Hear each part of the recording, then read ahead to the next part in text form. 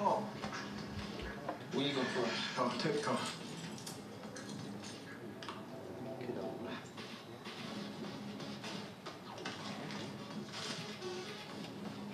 Don't hurt me. Just logic.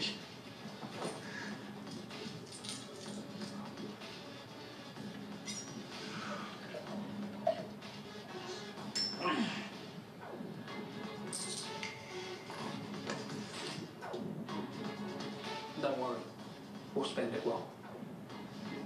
Cheers. There's a new idea called the Robin Hood tax. We take just 0.05% of every transaction bankers make. Small change to them, everything to the poor at home and abroad and those fighting climate change. Are you with us?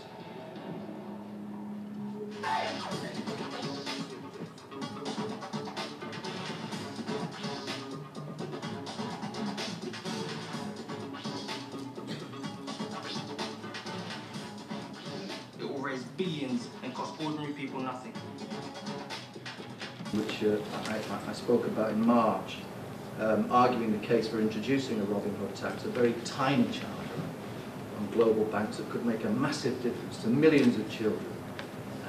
And 6 months on, I think, and more than ever, it's right. It's an idea whose time has arrived.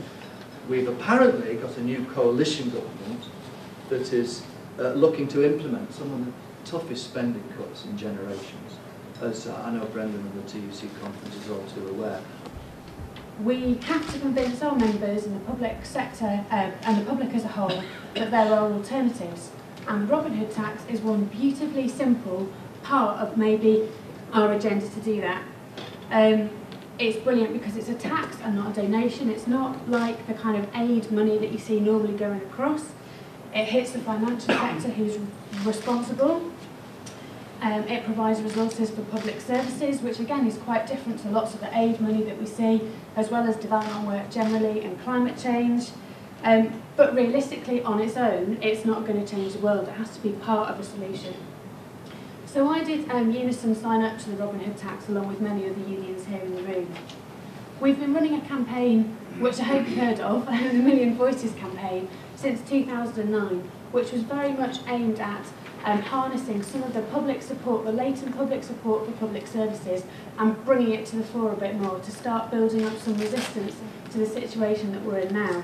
We signed up basically because it seemed to us such a simple idea. It's almost one of those why has nobody ever thought of it before idea, and also it seemed to us fair.